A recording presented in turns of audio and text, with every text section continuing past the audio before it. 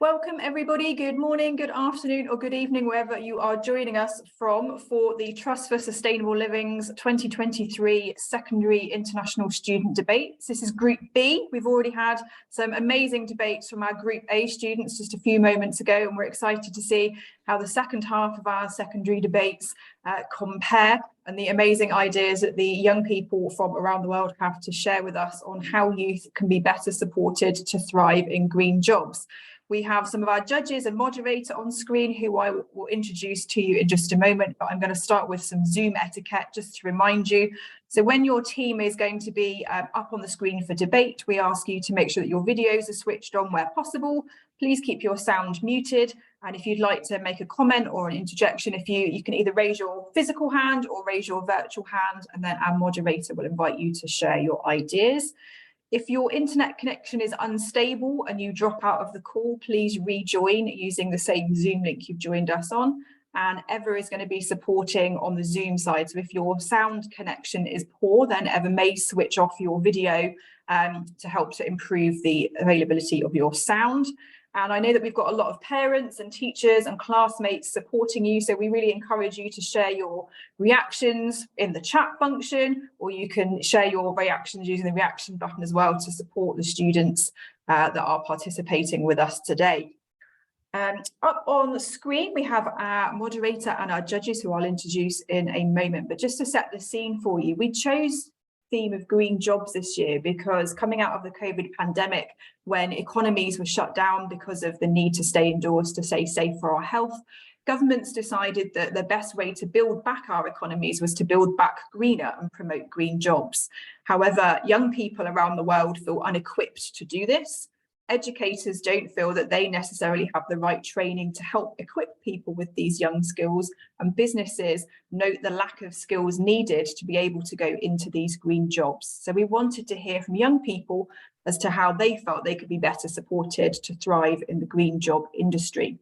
We had 1,215 essays in total, 944 in the secondary category from 58 countries, and the top 2 essay writing students from each country were invited to participate today. So congratulations to all of our debaters to start off with for being recognised as one of the top entries from your country, and we are very excited to hear what you have to say at the debates today. So I will move straight on to introducing our amazing judging panel, who are going to have the extremely challenging job of trying to identify some outstanding debaters and teams today. We have first up Dr. Joanna Reid Johnson, who is from the Institute of Education and is School Director for Climate and Sustainability Education at University of Reading. Her research interests include sustainability education, systems thinking, critical pedagogy, teacher education, leadership and management and education. And she's recently been working with colleagues and the UK government to develop a new initial teacher education framework to support teachers in teaching sustainability and climate change. Welcome, Joanna. Thank you for joining us. Hi, looking forward to this. Thank you. We also have Valdivia Virginia Kibunja, who is a former executive of the Global Youth Forum in Kenya and is now a lawyer working for the Federation of Women Lawyers in Kenya, continuing to support the work of Global Youth Forum. She's worked in women and youth issues for over 5 years and specialises in advocacy for gender-responsive policies and strategic partnerships in the international, national, country and community levels. A firm believer in the power of skills development, she's led a number of capacity building initiatives for stakeholders involved in women's rights issues to facilitate vital conversations about how to advance women's rights in all aspects of her life. And through her work with Global Youth Foundation, she's taught leadership, resource mobilisation and entrepreneurship skills for young people. Welcome, Valdivia. Thank you for joining us. Thank you so much for having me. Looking forward to the discussions. So thank you. We also have with us Amondi Peter, who is the founder and CEO of Global Youth Forum. You just heard me mention. They are a community organisation founded in Kenya that seek to empower youth with the skills to get or create their own jobs and work towards realising the Sustainable Development Goals. They provide opportunities in 4 key areas: education, adventure, entrepreneurship and environment, and enable young people to gain leadership, civic education and life skills. Welcome, Amondi. Thank you for joining us. Happy to be in the house, team. It's lovely in here. Thank you. And our final judge on the panel today is Dr. Barry Muir, who is a distinguished industrial scientist, having recently completed a 35-year career at the FTSE 100 company Johnson Matthey in the UK. During this period, he's led the development and commercialization of a range of technologies across the company's portfolio, including novel catalysts, nanomaterials, sorbents, and FDA-approved platinum-based drugs. And Barry is also the Chair of Trustees at the Trust for Sustainable Living. Welcome, Barry. Thank you for joining us. Thank you very much. Looking forward to everybody's views on green jobs. Great stuff. Excellent. And finally, I'd like to introduce our moderator for today's debates, Anita Blagden, who is a former primary school teacher and valued member of the Trust for Sustainable Living's education team. She works at our Living Rainforest Visitor Centre, which works to connect students from across the UK with rainforest ecosystems and the sustainability challenges they face. So welcome, Anita, and I will hand over to your very competent hands to start our debates off. Thanks very much, Kirsty. Well, hello everyone, welcome, and I would like to thank first the first rounds we've had. I really enjoyed the videos for both of those. We had a really interesting debate. In fact, I was actually quite choked. It got me quite emotional. So I'm hoping that these two teams are going to do the same thing. So if I just go through the format first, both of you will show your videos, which will be about 5 minutes each. So it will start with the Pro 3 team first. We'll see your video, followed by the Con team. Then you will have an opportunity of a 3-minute rebuttal, both teams, starting again with the Pro team, followed by the Con team. We will then have a moderated debate. To be honest, they were very interesting, the last two I've experienced. I hope you're not going to disappoint me. And then we'll finish with a closing argument from both teams, just to substantiate your arguments and your points. So with no further ado, can we start with the Pro 3 team video, please?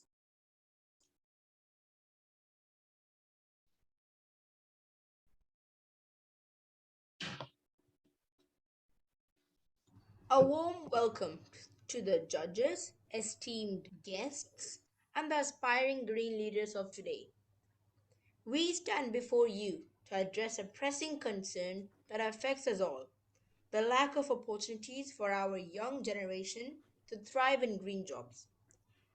Our world is at a critical juncture where the future of our planet hangs in the balance. We face numerous environmental challenges, from climate change to pollution, and it is our responsibility to take action. In my team, there is myself, Selva Senthil from Seychelles, and Riccardo Marras from Italy. First and foremost, we must prioritize environmental studies, sustainability and green technologies in our education system. By introducing new curricula for all ages in school and universities, we can equip our youth with knowledge and skills needed to tackle environmental challenges. This will enable them to become the architects of a greener and more sustainable future.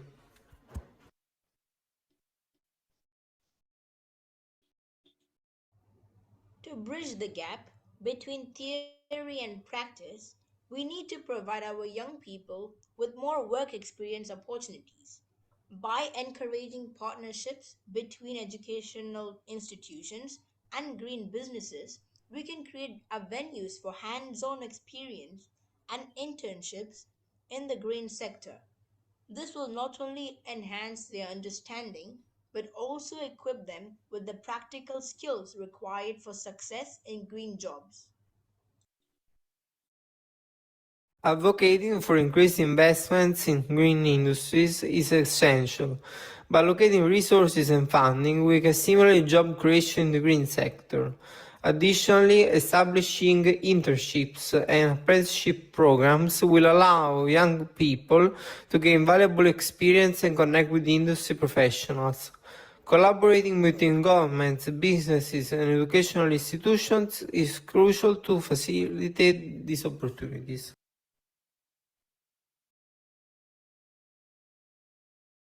To ensure the success of young people in green jobs, we must provide them with better training opportunities. This involves developing specialized training programs that focus on the specific skills required in green industries. Furthermore, continuous professional development and upskilling opportunities should be offered to keep up with the evolving technologies and practices in the green sector. A culture of lifelong learning will enable young professionals to adapt and excel in their careers.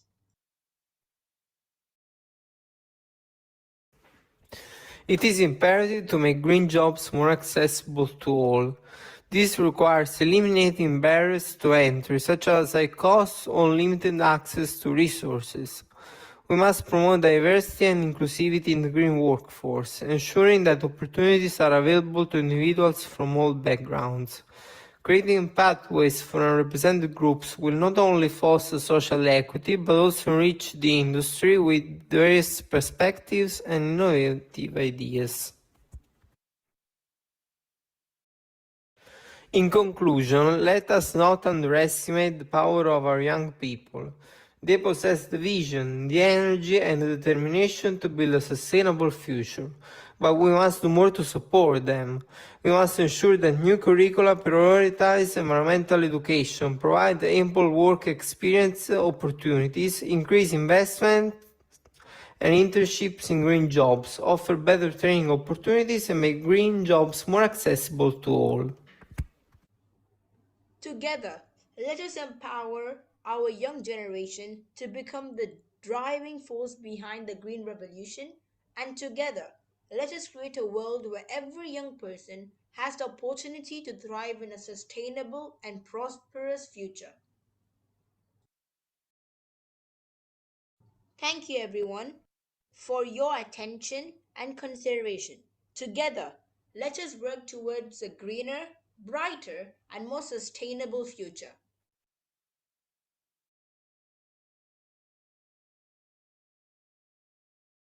Thank you, Team 1. Pro 3, it is now. This is a long morning. I love the fact that you mentioned about not underestimating the capabilities of young people. I think that's something we could all really take note of. So thank you very much. Can we now see the Con team, Con 3, your video, your presentation?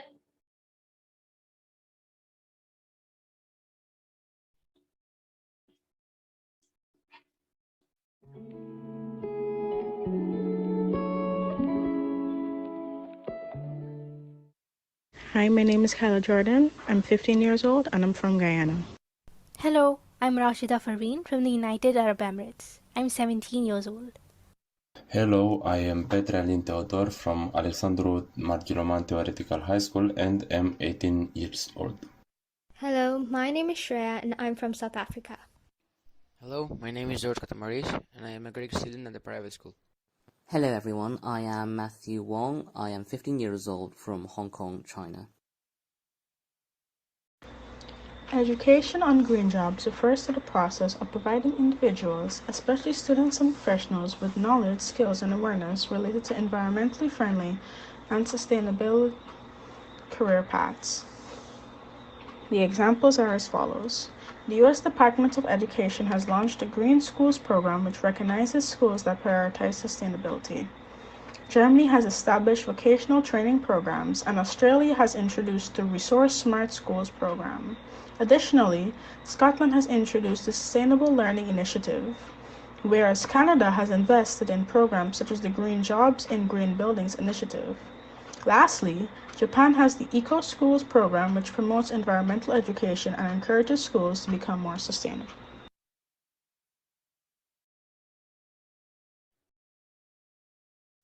When we stop to question whether enough is being done to help youth thrive in green jobs, an invisible phrase is sometimes overlooked: international youth. The argument boils down to whether enough green jobs exist at all, especially in developing countries like Sudan, Madagascar, India, Bangladesh, and so on. The Working for Water program, that cleared more than 1 million hectares of invasive plants in all 9 South African provinces, provided green jobs to more than 20,000 people. The National Rural Employment Guarantee Act, which provided employment to more than 140 million workers in India, has now prioritized resource management and captured 102 million tons of CO2. International governments in all countries, whether developed or developing, are chipping in what is achievable. In a nutshell, yes, enough is being done. Green jobs are very well established in most markets, so they have already received help by governments, organizations, banks, etc. As a matter of fact, not only are they supported, but also they support themselves the economy by bringing profits to the countries that use them. Examples of such countries include the EU, the UK, Canada, China, and Bangladesh, which have all utilized and supported green jobs for the economy's benefit. All in all, the economy supports green jobs and green jobs support the economy. The level of support nowadays is sufficient, while green jobs are playing a beneficial role in the economy of many countries.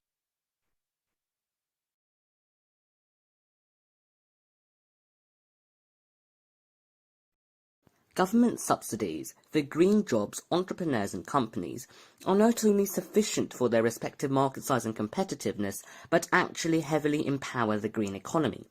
Whilst there may be some deficiencies in countries without the resources for it, high and many middle-income countries are already heavily subsidizing the green sector.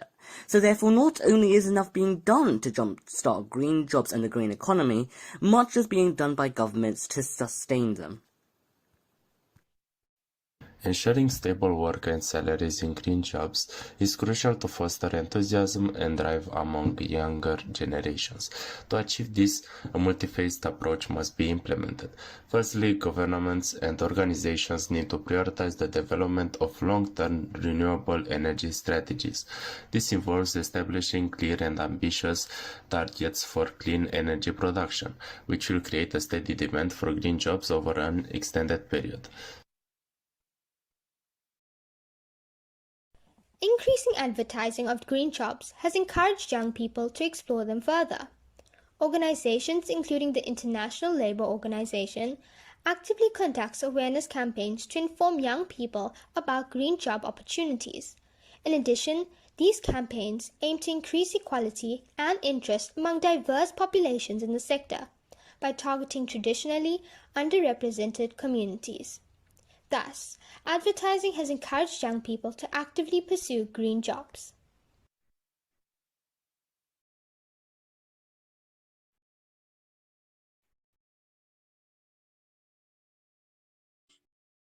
Thank you very much, Con3 team. Very poignant remarks, I think. Well done. Okay, so now you have your opportunity, both teams, for your little bit of rebuttal. It's 3 minutes each. Now, I know you've had the opportunity to look at your opposition's videos in advance. So Pro team, Pro 3, I invite you to start your rebuttal. Is anybody going to start me off? Yeah, I'm going to start it off. Okay, Sylvesh, welcome. Please Okay. So while it is commendable that certain countries and organizations have launched initiatives and programs to promote education on green jobs, it is essential to address the effectiveness and reach of these efforts. Are these programs accessible to all young people, including those from marginalized countries, communities, and developing countries?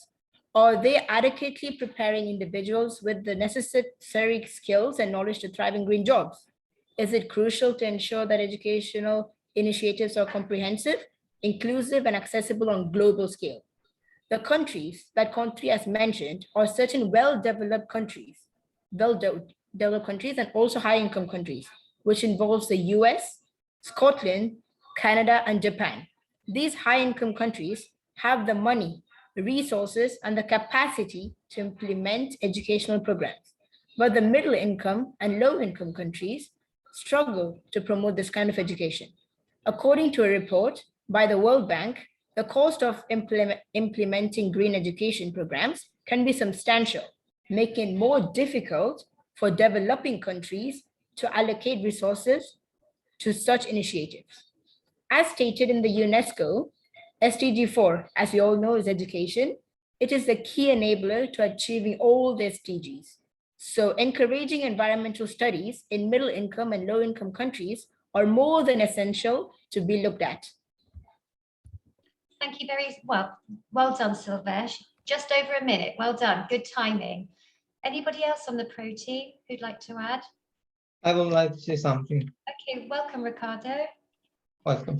I also want to say that in the video, even though they talk about that they say that something is being done to promote these green jobs. In my opinion, it's still not enough because according to a recent study, 40% of the US population don't even think that it's possible to make a valuable profit on green jobs or on every activity that could be helpful in saving our environment. Also in other developing countries, not enough is being done. Also, a lot of people don't even know about the fact that sorry, a lot of people don't even know about the fact that a lot of these ideas that they have are helpful, are great, but they're not always put in practice because a lot of times all these rules or these goals aren't very well written. For example, on the 2030 agenda in the European Union, there is a goal. There is a goal that is in favor of spreading energetic resources, but in fact, this goal encourages to use oil, to use energy produced from oil instead of energy produced from renewable sources, because oil energy is easier to produce. Also, a lot of people, especially in a young age, don't want to practice jobs in green jobs or jobs for our country. For example, 20% of the US population wants to practice a job in ag, 14% in finance, but only 0.9% wants to have a green job. Okay, thank you, Ricardo. You overran a little bit, but I wanted you to finish because I thought you had some really good things to say there. Okay, thank you. Anybody else from the pro team? You've probably got about a minute. Or is everybody, is it all being covered by these two? Okay, I have another point as well. Nice and short though, Selvesh. Okay, so although some progress has been made in establishing green jobs in certain markets, it is important to acknowledge the disparities that exist. Developing countries such as Sudan, Madagascar, India, and Bangladesh face unique challenges in creating green job opportunities. It is essential to address the lack of infrastructure, limited resources, and financial constraints that hinder the growth of the economy in these regions. International cooperation and support are crucial in bridging these gaps and ensuring that green jobs are more accessible to all, regardless of their geographic location. We are the first generations to feel the effect of climate change and the last generation who can do something about it, says Barack Obama. And this suggests that not only should the high-income countries thrive in green jobs, but they should be the one who help the developing and low-income countries to also foster a sustainable future. Okay, I'll stop here. Thank you very much, Silvesh. Good points. Okay, so Con3 team, this is your opportunity for your rebuttal. Yeah, I'd like to go if that's all right. Matthew, hello. Hi, you can just to check you can hear me. Yes, I can. Okay, so I'm going to firstly address what Pro3 said in their video. They talked about partnerships between schools and education, but Pro3 has actually basically supported our own point in our video because all of this exists. Governments and organizations across the world provide opportunities for people to intern at a secondary age and university age. And there is already massive priority for those going to green companies. And it's also very significant that these green jobs get tax breaks and subsidies, making them disproportionately competitive on a corporate level. As for training opportunities, just now in their rebuttal and also in their video, they kept talking about specific specialized skills, but didn't mention what these skills are. And realistically, there are no particular specialized skills for green jobs other than the ones you already learn in education. Now, Pro3 also just asks about the effectiveness of government programs like the UN's, but we need to be realistic. We do not live in a utopia. When we cannot ensure that people get sufficient food, then realistically, we can't ensure people across the world get access to jobs themselves. But given the current amount of resources available to us, then the governments and actually we as a whole in the world are doing more than enough to allocate resources and to give these covenant opportunities to join the green sector, to join the green economy, to participate in the green transition. Given the resources we are doing more than enough. And also, furthermore, Pro keeps mentioning special skills, but there are apparent, I keep mentioning special skills over and over again, but we still don't know what they are. And as I've already just pointed out, you will learn these special skills in school, you will learn them at university, and realistically, given the resources we have, we are doing more than enough. Thank you. Thank you, Matthew. I'm looking forward to the debate, I can tell you. Conti, you've got about a minute. Is there anybody else who'd like to help and aid your rebuttal? I would like welcome. also to, I've got Shreya. Hello. Thank you. So, Pro 3's last argument in their video was that green jobs should be more accessible to underrepresented groups. However, mentorship programs have already been implemented to foster inclusivity. A key example would be the Women in Green Mentorship Program. This program matches early career women with experienced professionals who serve as mentors.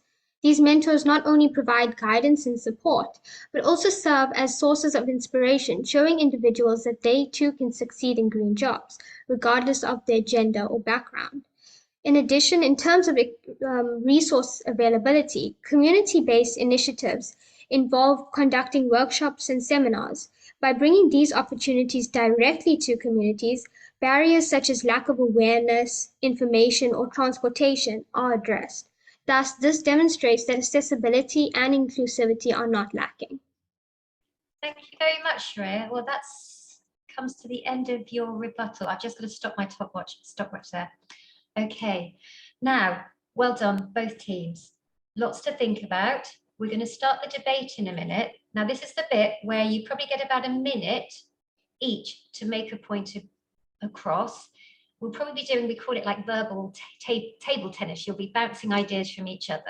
So what we'll do, I'm going to start with the Pro team. Somebody who'd like to start us off with a point of view or something you'd really like to share, get us started on this debate. I've got Shreya still got her hand on the con team. Anybody on the Pro team? I'm trying to give everybody an opportunity. Okay, hello, Noreen. Welcome. Would you like to start us off? Yes, if that's all right. Can you hear me? Very quietly. Is it just me? Can you hear me better now? It's much better. Thank you. First, I would like to thank the members of the opposing team who brought forth multiple key pieces of information regarding the status of green jobs in various countries across the globe.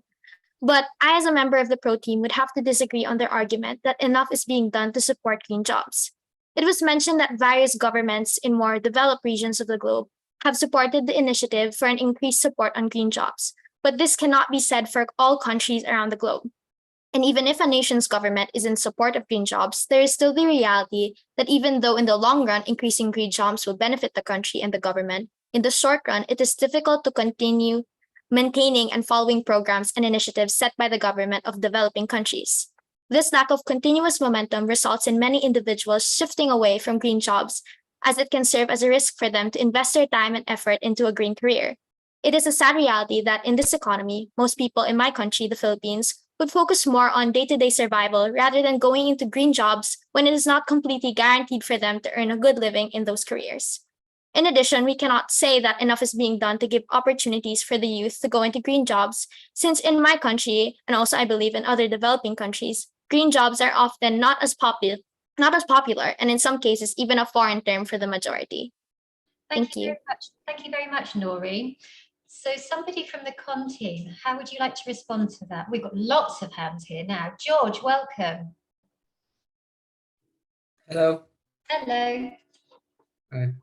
So today, arguing that enough is being done to support young people thriving in green jobs, I will present to you a convincing case that highlights the beneficial relationship between green jobs and the economy, showcasing the existing support and the positive impact they have. It is very essential to point out that not only are green jobs supported, but they themselves support the economy by providing new job opportunities, increasing profits, and advancing new technologies. In fact, according to a survey of Oxford Economics and ARUP, the green transition could generate $10.3 trillion until 2050. To prove our statements, we will provide examples for both developed and developing countries, such as Germany, the USA, China, Costa Rica, Morocco, and Kenya. For example, Germany, California, and the USA and China have already witnessed significant job creation and economic growth through their support for green jobs. Also, European Union's taxonomy for sustainable activities encourages companies to accept green transitions in order to accomplish EU's climate goals for 2030. This proves the presence of support in the European, Chinese, and American economies, three of the largest economies. However, developing nations have also recognized the economic benefits of green jobs. Take the case of Costa Rica, for example, a country committed to becoming carbon neutral. Through substantial investments in renewable energy, Costa Rica has experienced a surge in green jobs, attracting investments and bolstering economic growth. Also, India has set ambitious targets for renewable energy capacity and has created thousands of jobs in the solar and wind energy sectors, proving that even developing countries can benefit from supporting green jobs. Lastly, countries like Morocco and Kenya have reduced their reliance on imported fossil fuels by investing in renewable energy and creating many green jobs. This shows us that not only developed, but also developing countries can benefit and support from green jobs. Thank you very much. Thank you very much, George. Now I'm looking, I've got lots of hands raised up in the con team. Can we go to Rashida? What would you like to say? Welcome. Hello, I'm Rashida, and I'd like to oppose the Pro3's argument with saying that green jobs are not available and accessible all around the world, especially in less developed countries. In Nigeria, the Bouncing Back program that focuses on green jobs and investments in green industries was a scheme that helped them to bounce back after the COVID-19 pandemic. Green jobs appear to be over 6.5 million jobs. I mean, there are more than 6.5 million jobs linked to green environmental sectors in Brazil. There is a MNREGA, a National Rural Employment Guarantee Act in India. There's also been a Working for Water program in South Africa that provided more than 1 billion hectares, that removed more than 1 million hectares of invasive plants in all 9 provinces. And I'd also like to say that a member of Pro3 said that there were not enough schemes in Philippines, but there have been many schemes in Philippines too, like the air pollution prevention and control financing, the climate change adaptation and mitigation, and disaster risk reduction, DRR. I'd also like to end by saying that we're not saying that enough is already done. We're saying that enough is being done. We're not telling them to stop right here. We're telling them to continue and that we're on the right path. Thank you very much. Now I can see Kyla, I can see your hand raised as well, but I'm going to try and throw it back to the Pro team for a minute. Keep your hand up. Is there anybody in the Pro team who would like to argue against what's just been said? I'm looking. Hello, Ricardo. Go ahead. I just thought that they said that enough is being done to that a lot of things are still being done to support green jobs. But in my opinion, we can just keep on with what we're doing. We are not on the right path because we will only be able to say that enough is being done or we are doing a lot when our situation, our environmental situation will get better. But as of now, our situation is very bad because some studies show that in about 20 or 30 years, we will have the sea level rising from 20, 30 or even 40 centimeters. That will mean that in about 15 or 16 years, our sea level will rise in about a meter or 2. And that is really dangerous because a very big part of the Southern Europe would be gone. A big part of England would be gone, and also a part of the United States would definitely not be accessible as this right now. So there are also a lot of environmental catastrophes, especially in Europe or in the United States, in Canada, as we saw yesterday on the news.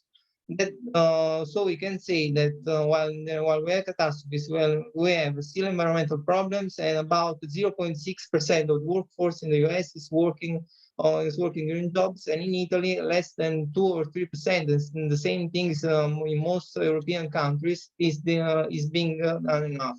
In my opinion, we should do more, and we should encourage people also to engage in manual labor if it's needed. Okay, Ricardo, thank you very much. Can I just remind all the participants, we're just trying to keep it quite succinct and trying to keep our points. It's just your passion That's all it is. It's just trying to just keep on point. Okay, I will try to keep it It's not short. like, no, it wasn't. Don't worry. It's not just. It's everybody. Probably my fault. I'm just going to stop the stopwatch. Kyla, you've been waiting patiently. Would you like to say what you'd like to say, please? Unmute, please. Kyla? Yes, can you hear me? Yeah. Okay, well, I'd like to direct your attention to the global efforts being undertaken to provide green employment education. Governments, companies, and educational institutions around the world are realizing the necessity of providing individuals with the skills and information they need to flourish in a green economy. Let's look at some examples, shall we? Denmark is an outstanding example. By embedding green job education into its national curriculum, the Danish government has welcomed the shift to a low carbon economy. From an early age, pupils in Danish schools learn about renewable energy, energy efficiency, sustainable agriculture, and green technology. This all-encompassing strategy guarantees that the next generation is well prepared to contribute to a sustainable society and capitalize on possibilities in the green labor markets.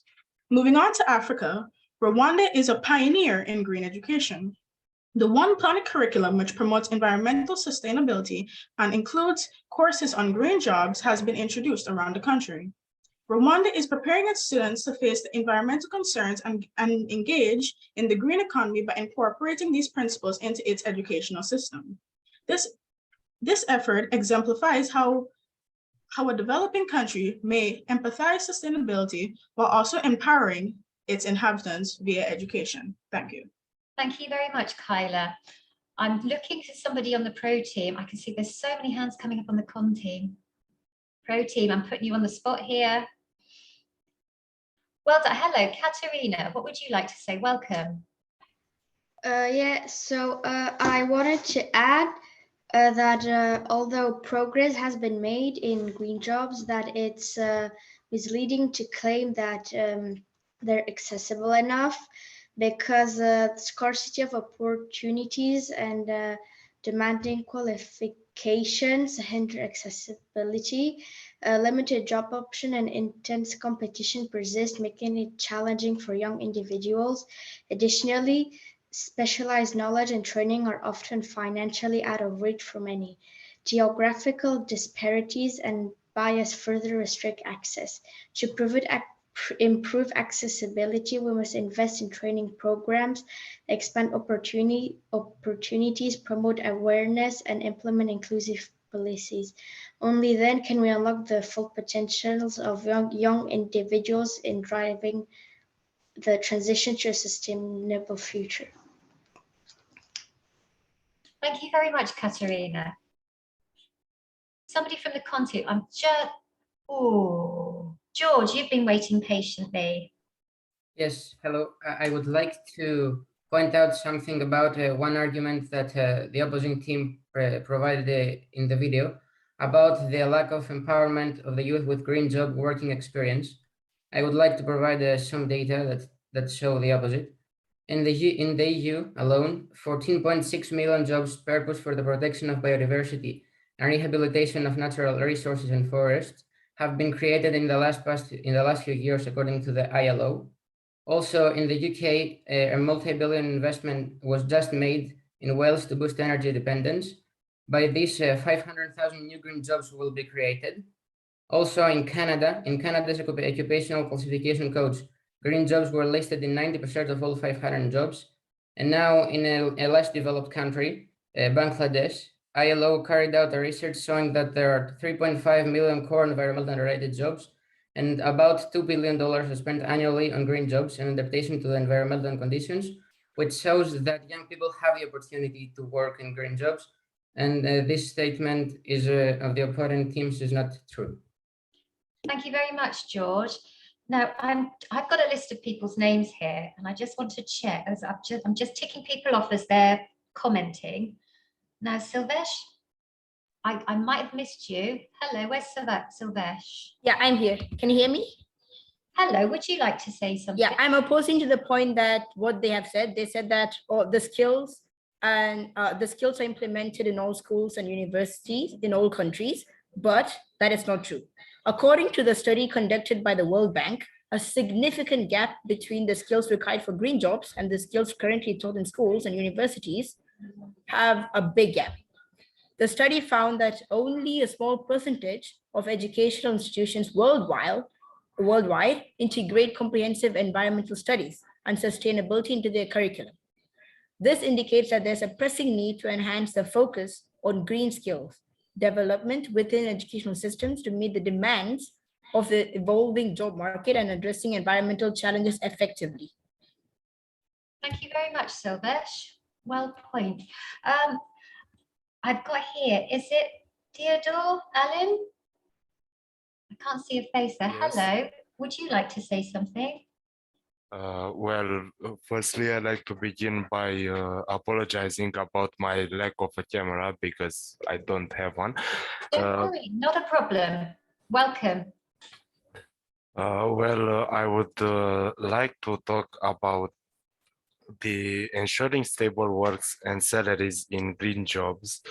It is crucial to do this because by this we can attract way more people to join the cause of participating in ecology and all that. Firstly, I like to give an example by myself. I didn't hear about green jobs until I was told by my English teacher. So we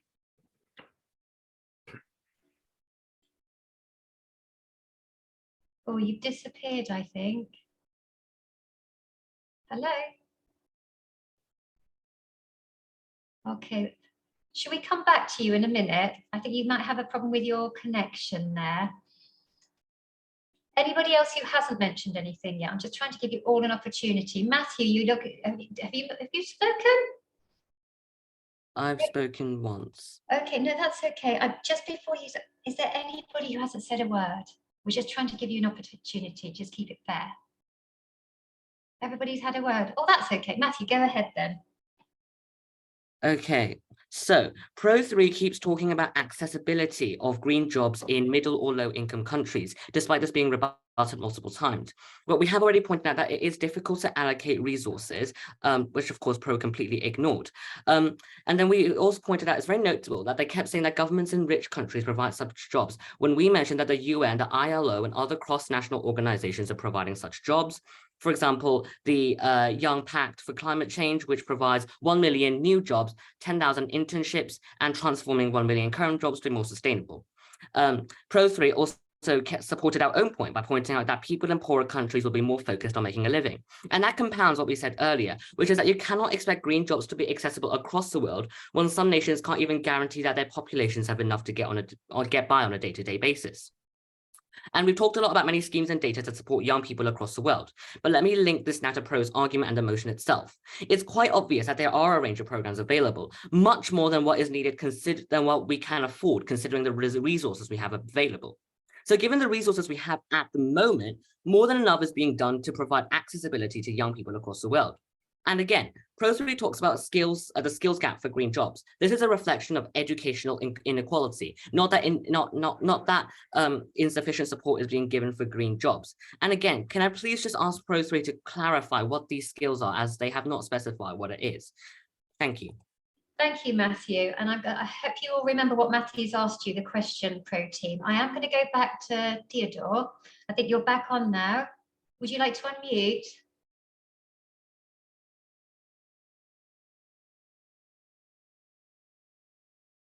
Hello?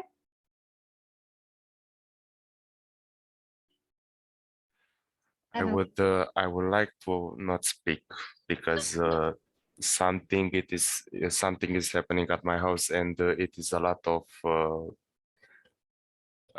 rabble around here. Oh, bless you. No, don't worry about it. Thank you very much for clarifying. Rashida, you have been waiting patiently for a long time. Welcome. What would you like to say? Thank you. I'd like to ask the Pro 3 team. You've talked about so many schemes and reforms that you say doesn't exist. So who do you think should establish these schemes and reforms? Thank you, Rashida. That's a question. Somebody in the pro team.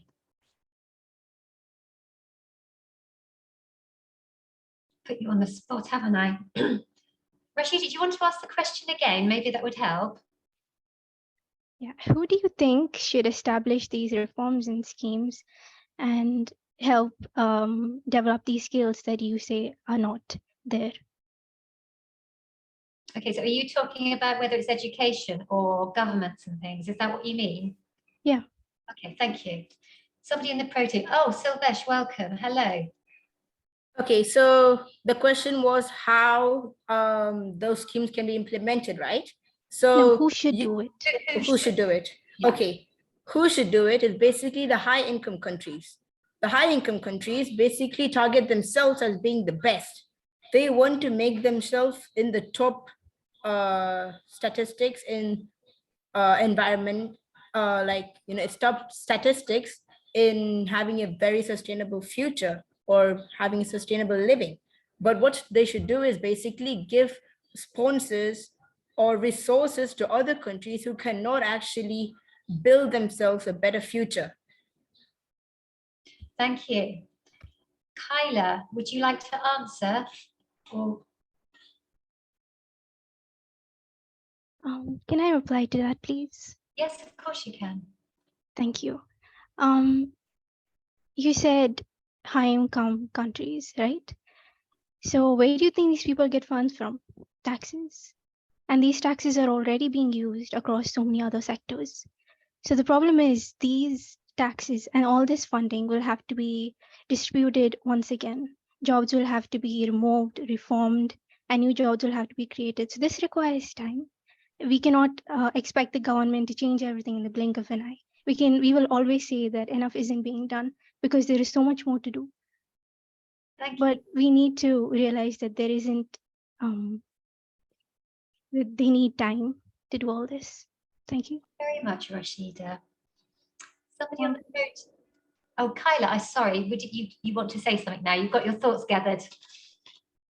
Yes, I just like to ask a pertinent question. At first, they were talking about how accessibility in low-income countries and et cetera, and third world countries, but now they switched over their arguments to high-income countries and first world countries, even though we have provided sufficient arguments saying that education is being provided in first world countries like the USA, Japan, Finland, and Australia. Thank you very much, Kyla. Pro team? Ricardo, go ahead. Well, firstly, it's not only about what happens in US or in Japan, but I would also argue that those values about green jobs and about environmental sustainability should be taught from a very young age. They're usually taught when kids are already grown, when they are already in high school. When kids are in high school, they are not willing to listen that much. They will only think about their own good. But when they are very young, when they are in preschool or elementary school, and they are also used to having some manual labor to do in order to fix and to help our environmental situation, that would be helpful. But I would ask also the country team, what do you think is being done with kids that are at a very young age, that are in preschool or middle school, elementary school, with teaching them about those kind of things, because they are very important and should also have a responsibility, and kids should also have a responsibility sense, which, by the way, as we said, is not represented in statistics about the jobs that people want to do. Thanks.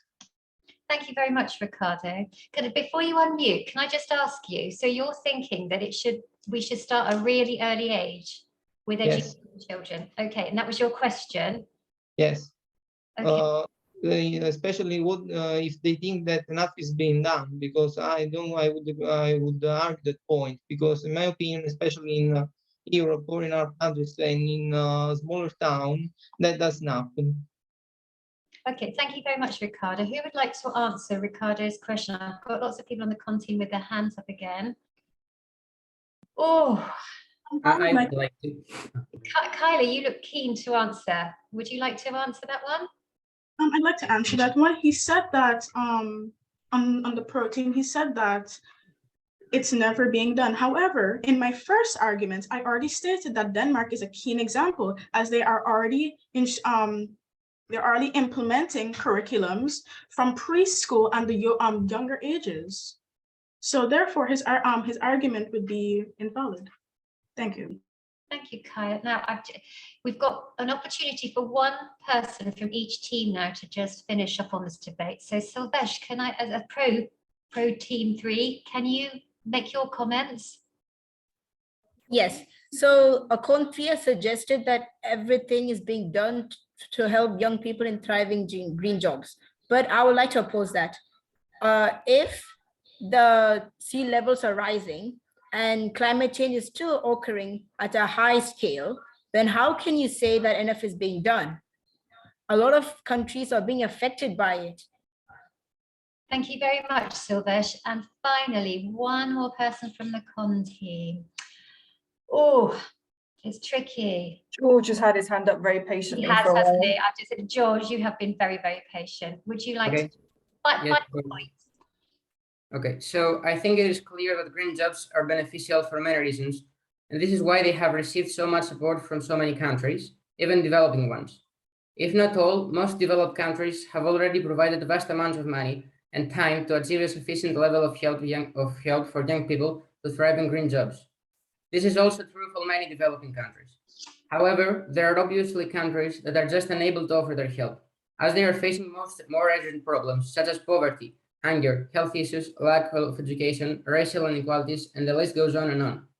But are green jobs the solution for these issues? Maybe. But even if they are, those countries simply do not currently have the resources to support them. Therefore, they should focus on resolving this problem first, and then they can improve green jobs. To sum up, all the support that could be given to green jobs has been given. Of course, some improvements can be made and will be made, but currently, the support that has been given in most countries is amazing and many results have been seen. Thank you. Thank you very much, George. Okay, so great debating. I thought we were going to have moments of silence, but it kept going from one team to the other. So, you know, pat on the back, everybody, for that one. You've got 3 minutes now, each team, to just substantiate your arguments and really persuade the judges. Okay, so have you organized between each of you who's going to actually do this? The pro team, pro 3, who is going to do this bit? I'm just looking. Somebody in the pro team, just to summarize.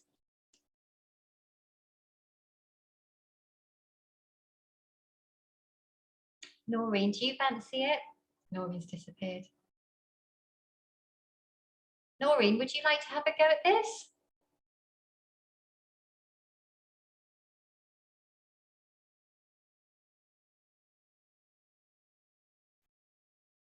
No, okay, no problem, no pressure. Ooh, Katerina, would you like to summarize? No, is this a big job? Sylvesh, would you like to have a go? Okay. Go for it. So as we have said, all the high income countries are the ones that are helping the environment to become better. And they are the ones that are also polluting. And to set an example, they should be the ones who should be using all the renewable energies and not polluting to the world.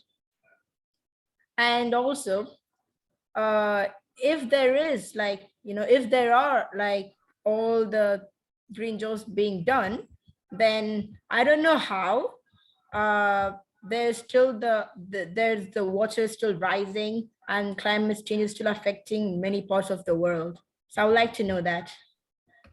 Thank you very much. And Ricardo, would you like to add to your team? Is there anything you'd like to say? Yes, as Salish said, it's very important that high income countries take their part in using renewable energy. Also, which, in my opinion, we should work on culture about green jobs, because most times green jobs are considered some way inferior or not as good as other jobs. This is shown as a desire of a lot of people to work in finance or in healthcare. Also healthcare, because it is considered good for a population. It's considered a way of giving back and it's considered a helpful job for society. But green jobs are not considered that way. Green jobs are often stereotyped, they are considered useless, and also a lot of times green jobs, especially in Europe, the education is much shorter and it's much faster to get a degree to work in a green field. However, there are more people working in healthcare, which takes about 10 years to get a degree. But people still prefer working on healthcare or on finance, for example, or other fields than green jobs. We should work on culture about that. Thank you very much, Riccardo. Okay, Conteam. There's lots of hands up. Good? Okay. Matthew, do you want to start off, please? Thank you. So I want to point out that Pro3, just right now in their closing statement, kept talking about not enough is being done by green jobs because of the reason that there are rising sea levels and the climate change is still happening and the temperatures are still rising. Well, the logical reason is that green jobs isn't some magical solution that stops climate change. It is a factor that can stop it, but it will not entirely stop anything from happening. And as a matter of fact, we keep pointing this out, but like the pro side, of course, kept ignoring this. And that is the fact that given our current resources, we are doing enough.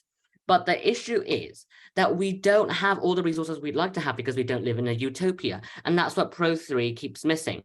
Pro3 seems to expect that there is an endless flow of money. They pointed out that we should take money from high-income countries. You cannot expect taxpayers in other countries to pour money into other places endlessly. Many of this public money is already going to stopping hunger, disease, etc. In addition, Pro3 seems to expect that there is an endless flow of money from high-income countries. They are high-income countries, not endless income countries. What Pro3 is suggesting is basically sweetened theft of other countries' resources, and that's completely unrealistic, even if it's morally correct. And actually, government subsidies for green jobs are more than enough, as we've repeated. The green transition needs to be sustainable, not poorly planned and reliant on public money. For example, EV sales in China dropped after the government began phasing out subsidies, increasing the cost of purchasing them. It's pointedly obvious that many green industries and therefore green jobs are either more or just as reliant on government and on government aid than market demand. Therefore, we can clearly see that more than enough is being done to support the green economy.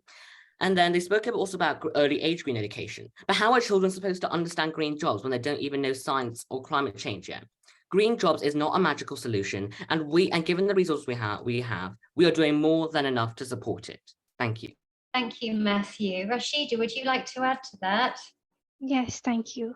I'd like to conclude by focusing on 3 points. First of all, why we're talking about green jobs today. Green jobs have the potential to change our lifestyle. They're part of the capacity building we're doing to thrive in this fast-changing world amidst the climate crisis. Having said that, secondly, awareness is an issue that has been raised many times about primary education and so on. However, 20 years ago, green jobs were a very rarely used phrase. And if I asked my teenage parents how they could save the environment, they'd say plant trees, switch off the light. But while that's true, our generation understands green jobs and the green economy in a much more profound and detailed way. The fact that we're debating here today itself shows how aware we are and how involved the youth are today. Thirdly, aren't we asking too much of the government? They cannot function at the blink of an eye, as I already said. Taxes are the answer, you might say that, but to create reform and remove many jobs and to channel funds that were given somewhere else to the green sector, we need planning and time. I'll end by saying that as long as it's lawful, everyone is allowed to chip in their part, whether you work in the green sector, whether you don't. So let's not blame organizations at the government. Thank you. Thank you very much, Rashida. Now, George, we've got a tiny little bit of time. Is there something short that you would like to add? Yes. Thank you very much for the time. And about education, I think that this debate is a very great example of all countries having the opportunity to become aware of the green jobs. In this debate, participate many people from countries all around the world, both developing and developed. also about the economy. Let's say that we had the opportunity to provide this money to developing countries. Do you think they should all actually use them in green jobs, or they should try to deal with more urgent issues such as poverty, hunger, health issues, educational issues? Because the problem is not just in green jobs in those countries, but jobs in generally. People cannot only thrive in green jobs, but they should try to thrive in all jobs. So I think that in developing countries, we first need to solve all those important problems and then carry on improving green jobs. Thank you very much. Thank you very much, George. Well done, everybody. I think you've done an amazing job. It's been a fantastic debate, and I've learned an awful lot. Now, the judges have got an opportunity now to ask you some questions. So nobody can breathe and relax yet. You might be put on the spot. Judges, I'm going to ask you and invite you. Would you like to either make some comments, or would you like to ask a question to any member of the panel or particular team? Who would like to go first? Barry, hello, welcome. Hi. Oh, fantastic. Thank you. My head's buzzing with all these facts that we've heard. It's tremendous, and I think it's the right way to approach a debate of this type, with facts. So I've got a question about resources, sources of information. Does anybody, open to anybody really, what really useful sources have you found, which you'd like to share with your colleagues?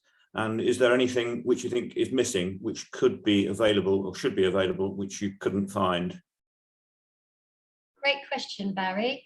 Would you like to, well, there's one person with a hand raised. So Matthew, would you like to answer Barry's question? Yes, thank you for your question.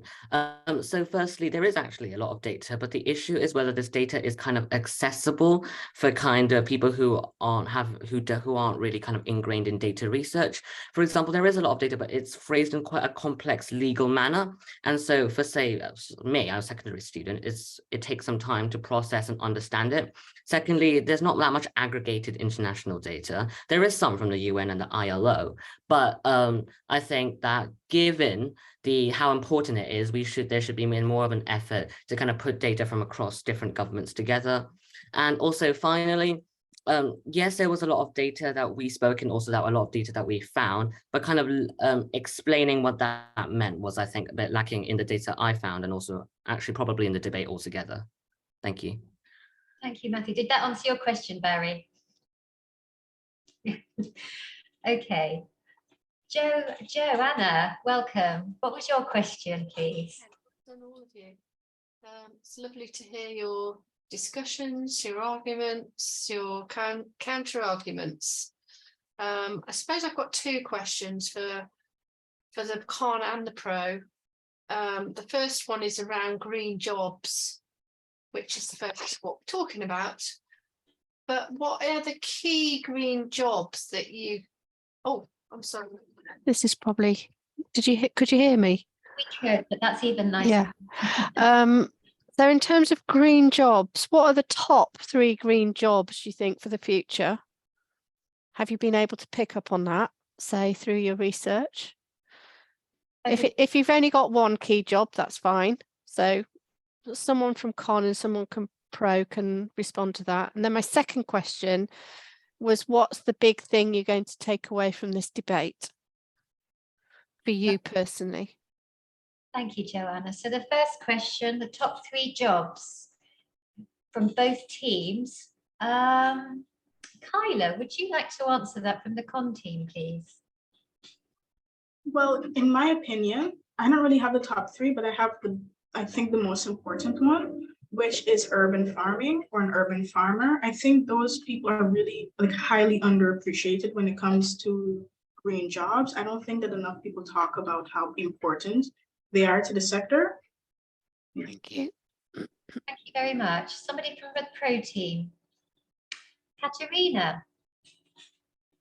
Yes, so I have one top 3 as well. It's renewable energy, because it reduces the carbon emissions, and it's more ecological, and it could help with all the climate crisis.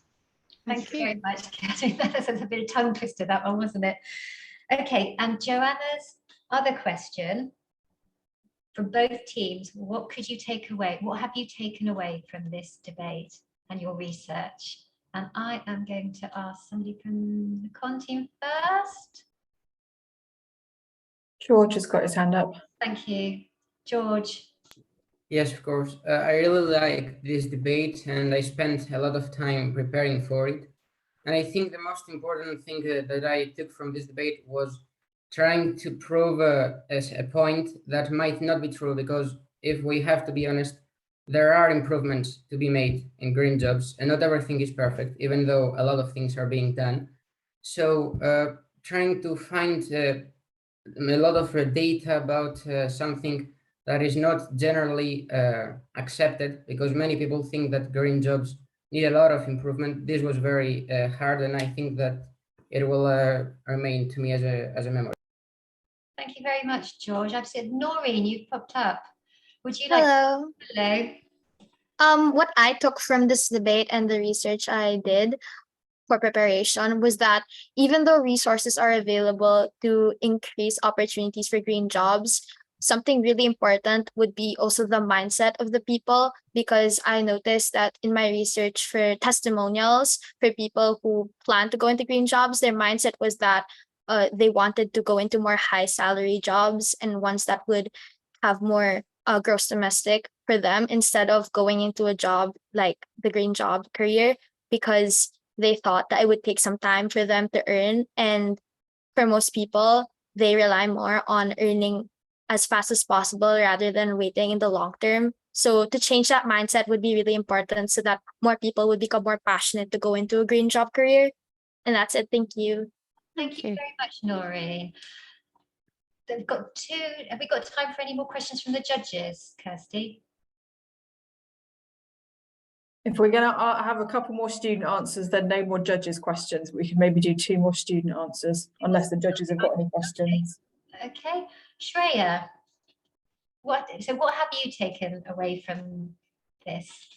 Yeah, so what I've taken away from the research that I've done and also this debate is that although we say that government should be doing more and that they are responsible for progression, it also relies on us, and we should take the opportunities that are given to us in terms of green jobs. Thank you very much. I'm going to ask Amonde, you had your hand up for a question, so you were last time, weren't you? Sorry. Yeah, the last one. Matthew did ask this several times, so I will go for cons. If you can give us the top 3 skills, green job skills, in this particular room, what will those top 3 skills look like, so that Matthew can at least smile? You see what I mean there? Anyone can jump on. Just top 3 green job skills that you would give if you were asked. Maybe I can answer my own question. Yes, go ahead, Matthew. Okay, so I think for green skills, obviously one very important one is understanding the social current, because green jobs is a really contentious topic, and actually climate change is still a contentious topic right now. So you've got to be able to kind of keep a hold of what like society is saying, what people believe, and how to kind of sway public opinion and keep on board of it. Number 2 is obviously an understanding of kind of the technology behind it and how to kind of link it to solutions. Because right now we have a lot of experts, but like maybe they don't particularly understand, say, how people who are on social welfare live. So we need it to kind of link and explain it to the people, to the least fortunate people in this world. And then thirdly, I think another skill that we have to have is just general business common sense, because for the green transition to be sustainable, it needs to be economically viable. So I think to have a good sense of how to make money, how to market things, that would be really important. Thank you. I love the way you mentioned common sense, Matthew. Well done. Have we got time for any more, Kirsty? No. We don't, but Rashida and George, if you want to type your answers into the chat, you can share them with the judges that way, because we need to move on to our next teams now to make sure everyone's got equal opportunity to debate. So sorry guys, but share your answers in the chat if you want to share them with the judges. Okay, so thank you very much, everybody. Well done. Amazing. You've blown me away, and I'm sure you've really impressed the judges. So thank you very much for your time. And hopefully I'll sort of see you at the end of the afternoon. So thank you very much. I'm going to say goodbye. I'm sure you're going to start disappearing slowly off the screens as we invite the next teams on. So good luck. Thank you. Bye-bye. Thank you. Thank you. Thank you. Thank you. Bye. Thank you for organizing this.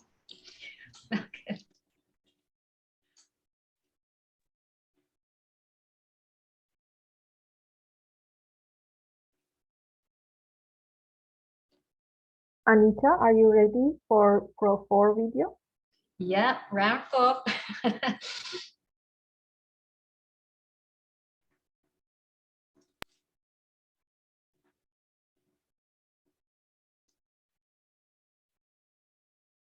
Hello everyone, my name is Dan. I'm 12 years old. I'm originally from India and I'm currently living in Venezuela. Hi, my name is Ray Pereira. I'm 17 years old and I will be representing Seychelles. My name is Diara. I'm 16 now and I'm from Uzbekistan. My name is Kerem. I'm from Turkey, Istanbul, and I'm 16 years old. Hello, I'm Raresh. I'm from Iași, Romania, and I'm 17 years old. Hello, I'm Marcela Valeria Barotto. I'm 16 years old and I'm a student at the European School of Alicante in Spain. We are Team Pro 4 and we support the motion that not enough is being done to help young people succeed in the green job industry. And we have come up with a number of solid arguments to support our proposition. First of all, an obvious piece of evidence showing that young people are not given enough incentive to follow a path in and succeed in green jobs is that little environmental science is taught in schools. We do not believe in teaching students politically biased ideas about the effects of climate change, but environmental science is fundamentally a mathematical field of study that should not be forgotten about in schools. We support not giving children prefabricated information for them to memorize, but rather give them the scientific, proven, undisputable truth, the tools necessary for them to think independently and better understand the world we live in and our planet's climate change mechanisms, whilst encouraging them to take action within the limits of their willingness and providing them with the resources for succeeding in this regard. The second argument supporting our point of view is the fact that, in most of the world, businesses and workers alike are given few, if any, economic incentives as rewards or means of cohesion for accelerating the green energy transition. Businesses should be given tax benefits or VAT exemptions for using green energy as their main source of power or for producing and selling it to companies or households. As should workers in the industry, particularly those working long hours or even the potentially dangerous conditions such as the ones in charge of cleaning or installing solar panels, especially when this implies climbing a tall structure. People, including young people thinking about starting a business in the green jobs industry, could also be given special loans with lower interest rates or be allowed to purchase necessary equipment with lower down payments. The state could also potentially fund projects such as solar or wind farms entirely, with the right to regulate the prices and reserve a fraction of the production to meet national demand in times of economic uncertainty. Another argument supporting our team's opinion on the proposed motion is the fact that youngsters have no role models to follow in green career paths. Just like many people are constantly trying to reach a high-wealth status with the motivation to become the second Rockefeller, for instance, students and members of the younger generations alike should have an ideal character to look forward to. They need a purpose, more than just tax benefits and respect for their work in the name of the environment, but also a sense of fulfillment that can only come when they know and accept that they have achieved something most people never will, be it through their own outstanding work performance, a promotion, or growing their business and maximizing profits. But in order for these to cross these milestones and many more, they need the motivation to start, because this is the hardest part of the journey. And the lack of a role model to sculpt their ideal as a worker or business owner makes it less likely for youngsters with low self-esteem to start a career in the green job sector. To become more comfortable and confident in our success with green jobs, we need to get the support from institutions like schools and each other, But in that process, however, we should not forget about the young people living in less privileged households in developing countries, because they are also our future. Achieving ecological stability will require a lot of work, but it's important that we persevere in order to avoid extinction. We must take action now to protect our planet and preserve its natural balance for future generations. In conclusion, we believe that still not enough is being done in the name of motivating and including young people into the green job markets. There is much room for improvement, and there still are a lot of things that can and must be done, as challenging as it may seem right now. We believe that world governments and businesses can work around the obstacles and help create a stable and self-sufficient workforce to support climate and environmental action. Because we are the future.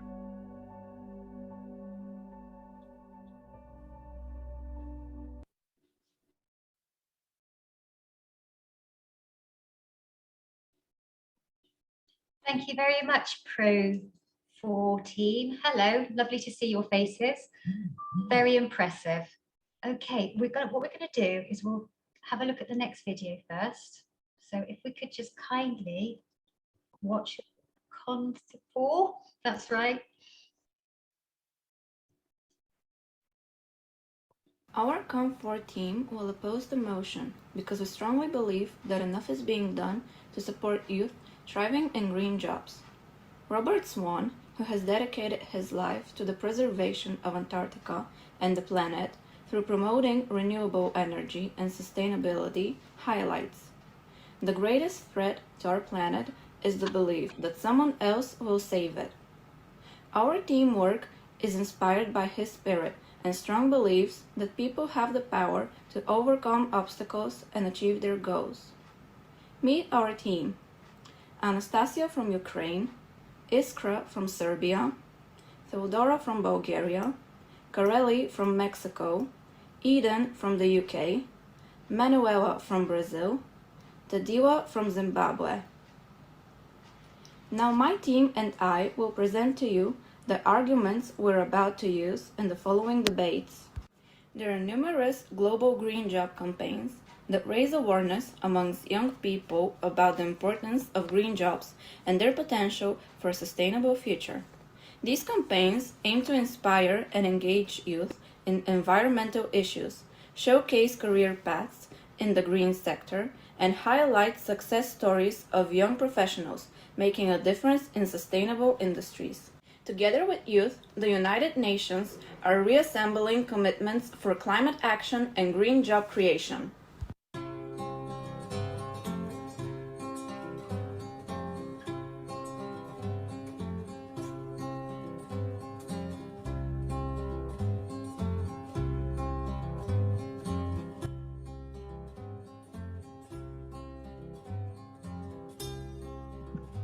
Here are some examples of what governments and different countries' programs have done in terms of green jobs. First, European Green Deal. Its benefits: products that last longer and can be easily recycled, skills and future green jobs, the use of clean energy and clean technology, and all of that for the well-being of future generations and the world that they will be living in. What did the United States do? There are about 3.1 million green goods and services jobs in the United States. Currently, there is an energy revolution from coal-fired power plants to renewable energy in the US. By the Bureau of Land Management, published in April 2017, wind turbine service technicians are currently and projected to continue to be the fastest growing profession in the United States between 2017 and 2024.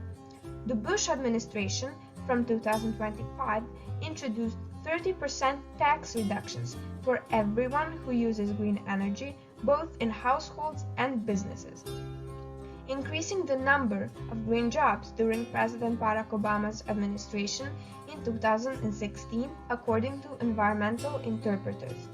MTTP, or Million Trees New York City training program, provides job training opportunities, especially for people with low income between the age of 18 and 24, who have a high school degree or GED. Pathways Out of Poverty, established on 14th August 2007 by Obama administration, targets people with low income and provides them with skills needed to enter the green job market, focusing on the energy efficiency and renewable energy industries. President Robert Reagan signed even 43 laws about protection of the environment.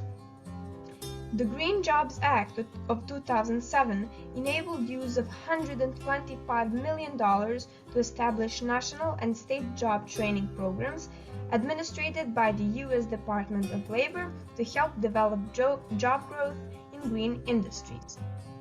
What is done in other countries? Japan. In 2016, Japan was listed as the third largest employer of solar PV jobs. In 2017, there was about 272,000 solar PV jobs. Brazil. In 2016, Brazil was second place in number of renewable energy jobs. In Germany, in 2018, there was about 332,000 jobs in renewable energy sector. In China, in 2017, was about 3.8 million jobs in renewable energy sector, and Australia, 2018, had more than 20,000 jobs in renewable energy sector.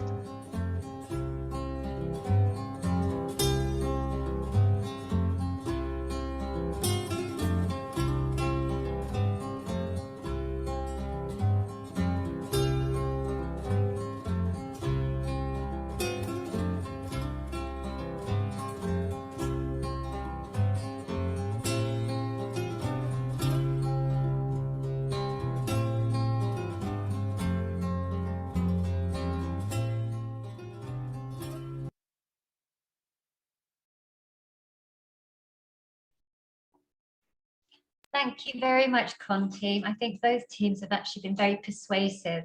I think they've been very, very good, both of your videos, so well done. So this is the bit where you have the opportunity of a rebuttal now. So what you do, and hopefully you've thought about this in advance, so this is where you've got 3 minutes to just substantiate what you've just shown us in your presentations. And I'm going to invite the pro team to start first. Apologies if I pronounce your names incorrectly. I will try my best. Just correct me. I won't be offended if I get those wrong. Somebody on the pro team, who would like, you've got 3 minutes. Is it Raresh? Is that how you pronounce it? Yes. Hello. Hello. In Khan's 4 video, it was mentioned that green jobs offer high salaries, about 45,000 to 98,000 USD in the United States. Although it may sound attractive, they still pale in comparison to the jobs in the oil industry. While the average environmental engineer makes around $96,000 a year in the United States, the average petroleum engineer at ExxonMobil, for example, makes $164,000 a year, and the national average is around $121,000. I should also mention that a petroleum engineer works with chemical and physical reactions, which have been well understood for centuries, while environmental scientists work with complex ecosystems and have to account for a large number of factors and basically study phenomena such as climate change, which are hardly as predictable as oil mining. Thank you very much.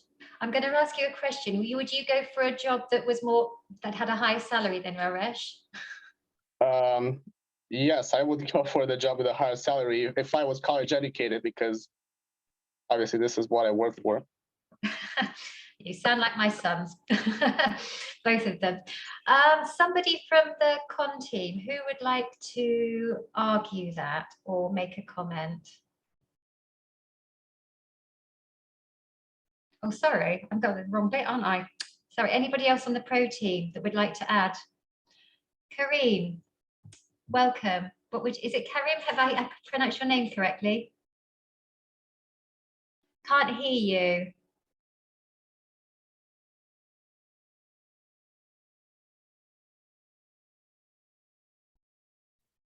Seem to have it. No, still can't hear you. Should we try? We'll try and get a hold of you in a minute, Karen. Is there somebody else on the pro team?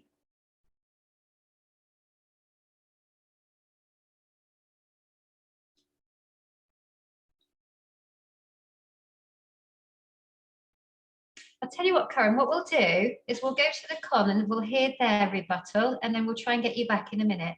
Okay.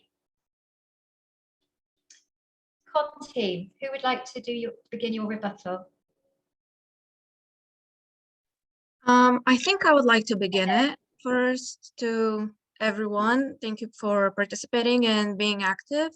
Our Comfort team strongly believes that young people have the energy, creativity, and passion to bring a green lens to their future jobs and careers.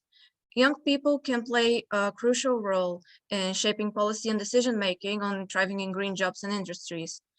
They take a part in campaigns and initiatives, raising awareness about the importance of environmental protection and sustainable life choices in their communities. COP27, Youth and Future Generation Day, gave the opportunity to young people to be part of climate action conversation together with high-level policymakers. Thousands of young people participated in the UN climate change conferences, representing more than 140 countries in the world. So young people have efforts to thrive in green jobs that are supported by the UN Sustainable Development Goals campaigns, the United Nations Green Jobs for Youth Pact campaign, UN Youth Entrepreneurship for Sustainability campaign, and the Just Transition campaign organized by Greenpeace.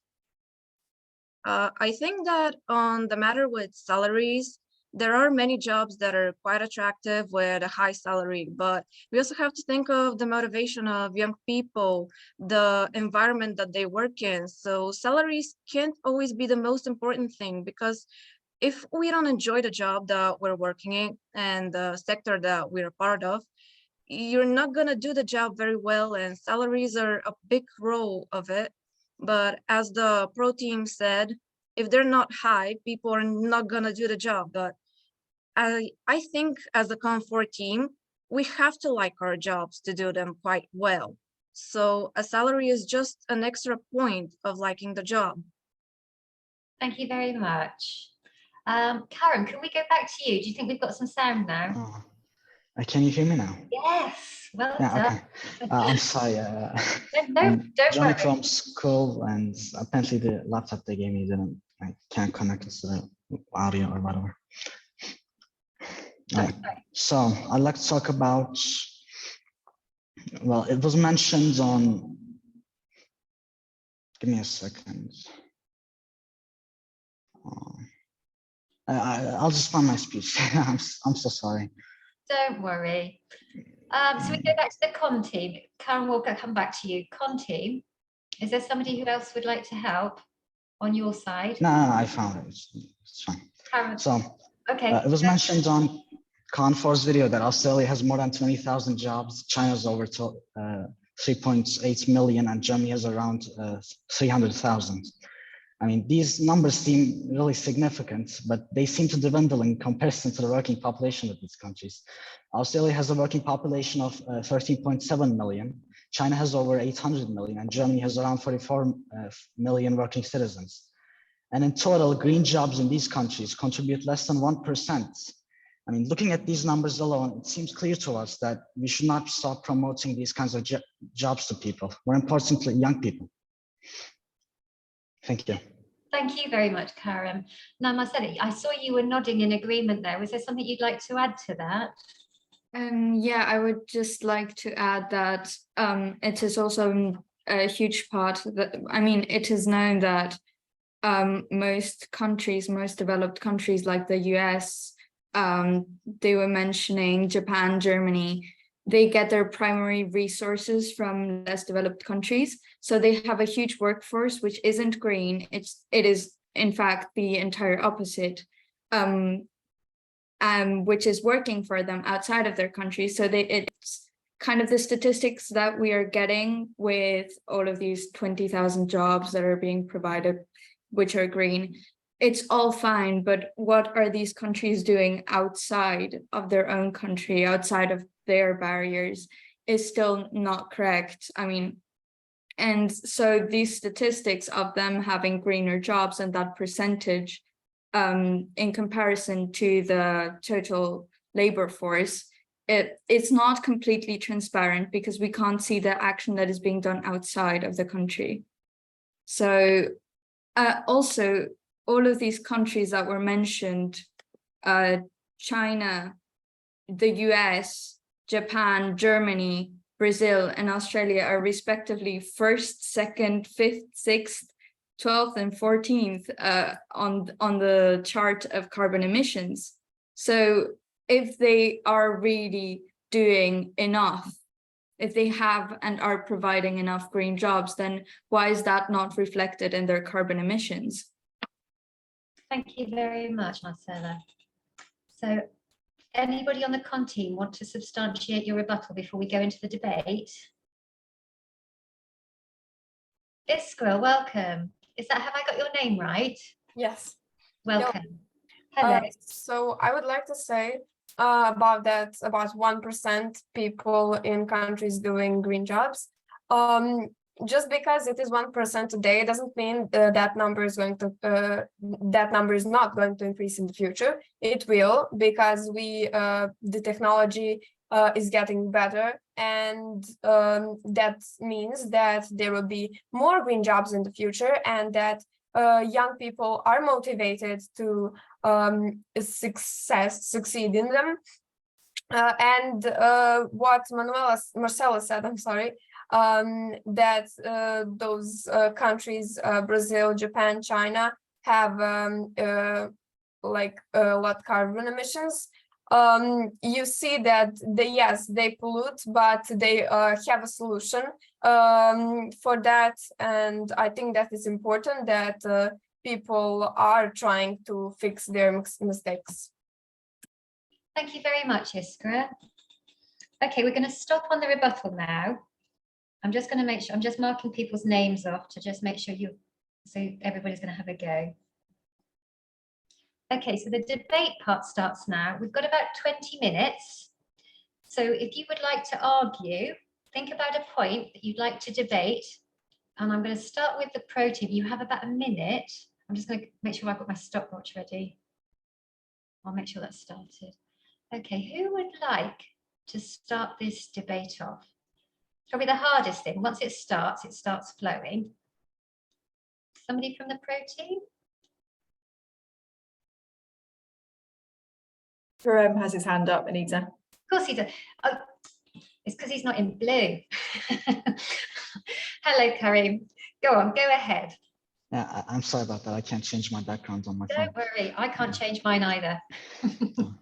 So Confor stated that salaries are not, firstly, the salaries are not the most important thing regarding green jobs. And then they also stated that technology is still improving and young people are motivated to do stuff, and the numbers are still going to improve later on in life. I think that, as my friend Rara stated, young people aren't really motivated to work in unpaid green jobs. We don't really have the time or energy or the more, and if you don't encourage young people to work harder, or convince them to work in a job that they won't be as happy as, or they won't get as much as paid as, it's going to be hard for these numbers to go up, I think.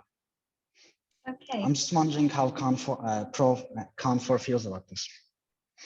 Okay, somebody from the con team. I think you kind of talked about it in your rebuttal anyway. I think it was Theodora, you were talking about being passionate and liking your job. Would you like to comment?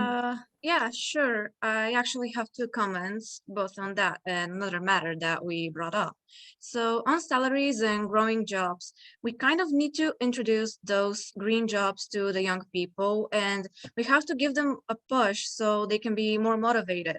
Money is not always the only way to motivate people.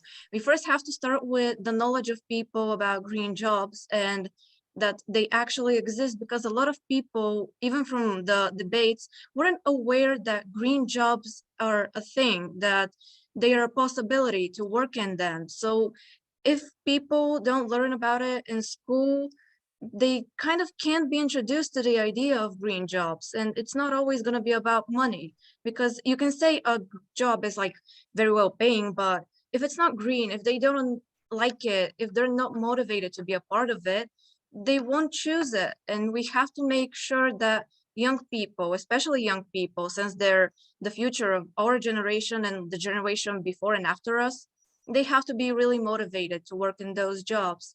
And I think Marcela, if that's how we pronounce your name, I hope it's right. Okay, I saw you nodding. She mentioned that a lot of underdeveloped countries aren't doing much, and that we're only focusing on the developed countries that have the money and have the resources and fundings to participate in different projects and kind of introduce the idea of green jobs. But I've found some things about Costa Rica, which surprisingly is an underdeveloped country that uses nearly 95% of its energy from renewable resources, has over 30% of land that's being protected, as well as being a country with the lowest carbon footprint, something that we brought up.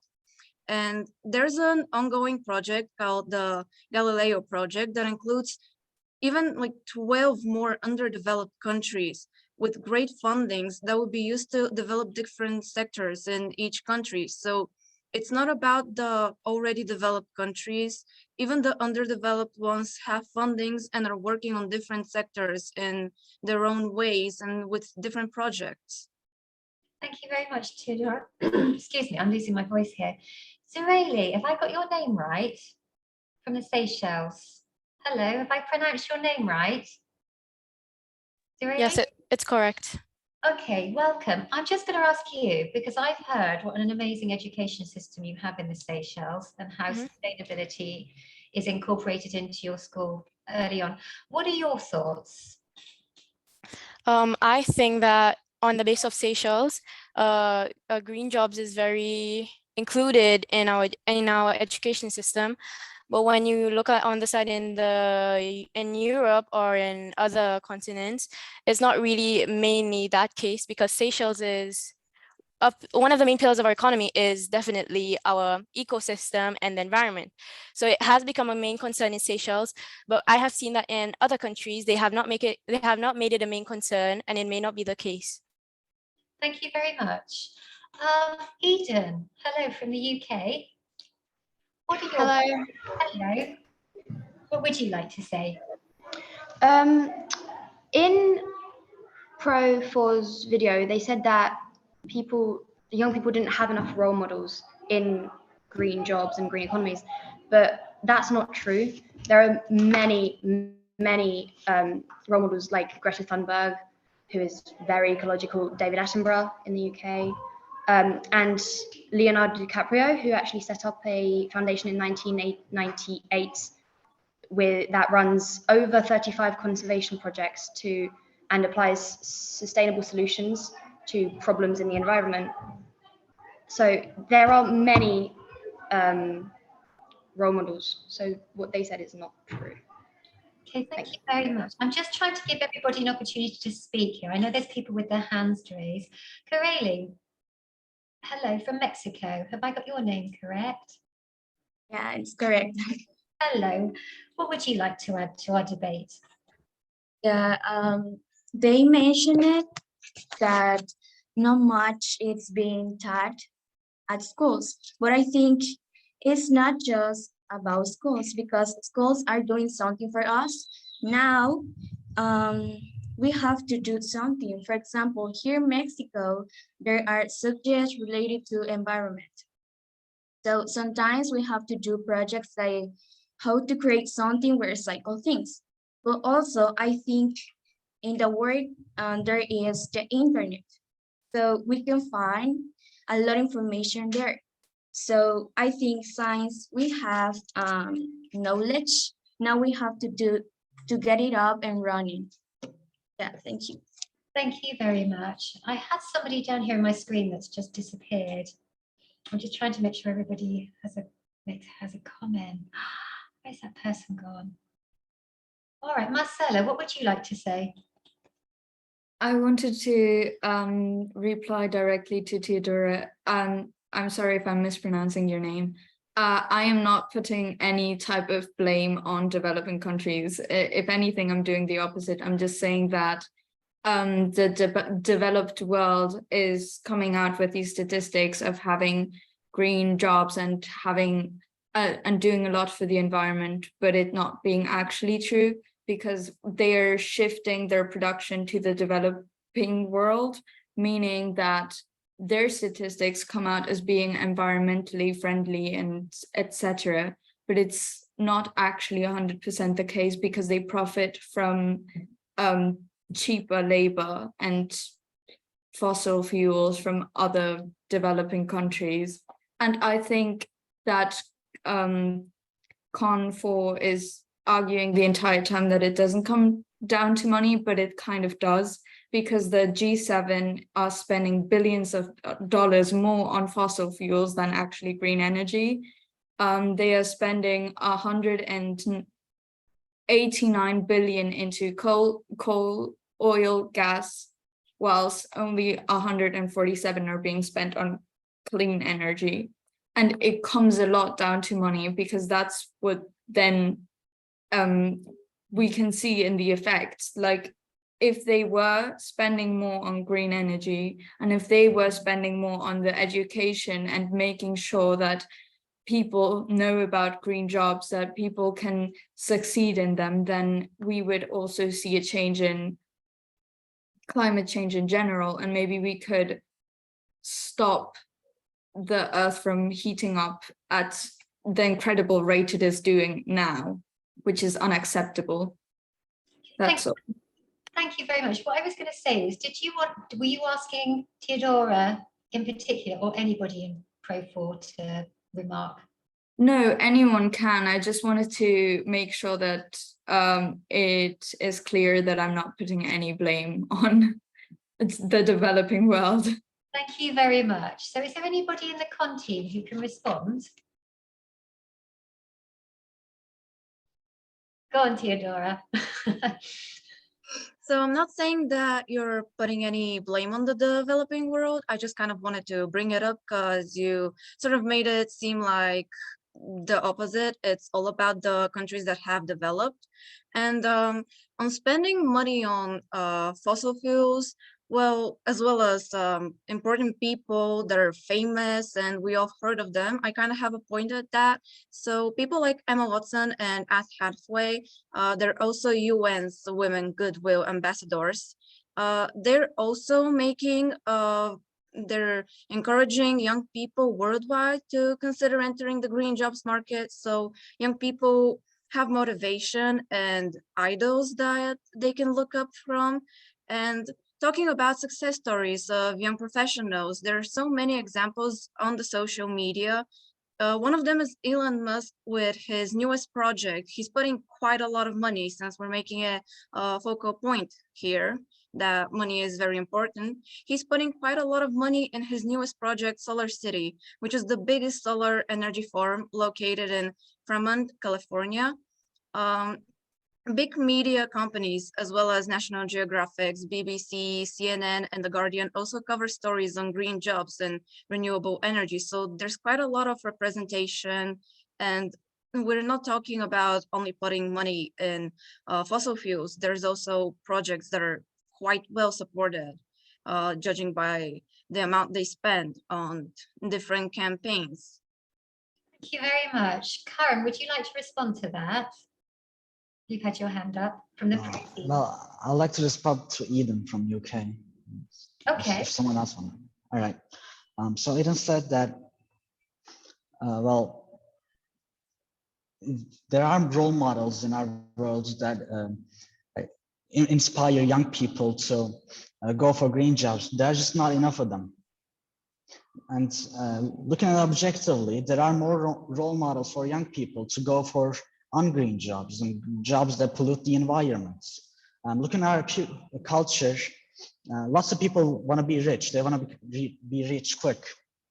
And well, it's really hard for someone to become rich if they focus on dealing with the environment first. Thank you very much. So yeah.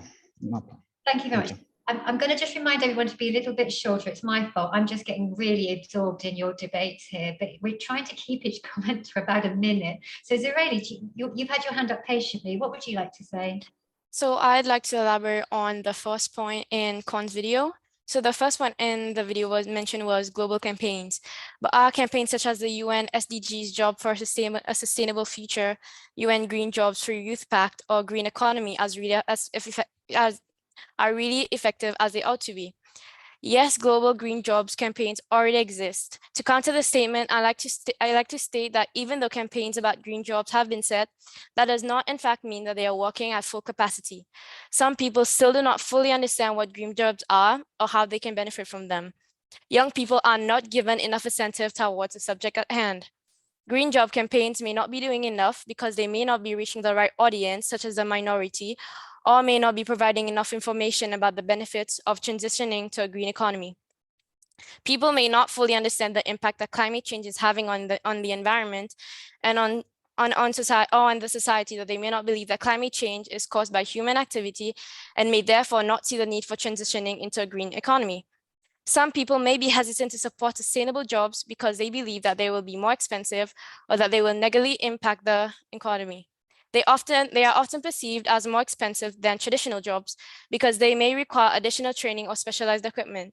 The people need to be educated and informed about how, in contrast, studies have shown that investing in green jobs can actually create new job opportunities and stimulate economic growth. But we are also confident that education is a powerful enabler of positive change and that it can support the integration of 3 dimensions of sustainable development of the economy, society, and environment, ensuring that development trajectories are not exclusively oriented towards economic growth or to the detriment of the planet. Thank you.